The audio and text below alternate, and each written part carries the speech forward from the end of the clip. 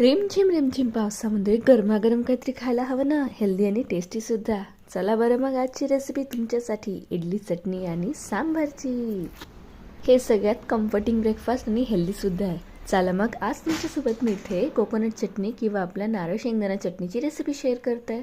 इथे सगळ्यात आधी मी 1 वाटी इतका पुदिना, 1 वाटी कोथिंबीर, 2 वाटी इतके ओलं खोबरं, 2 हिरव्या मिरच्या, थोडासा कढीपत्ता, आल्याचा 1 तुकडा, जिरं, अर्धा वाटी दालिया, 1 वाटी भाजलेले शेंगदाणे आणि त्यासोबत अर्धा वाटी इतकं दही घेतलेलं आहे.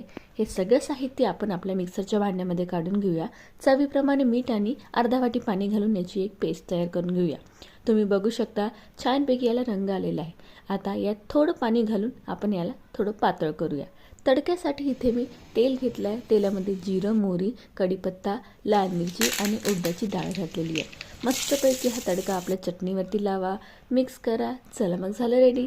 सबस्क्राईब करा. पुढच्या रेसिपीसाठी भेटूया मग.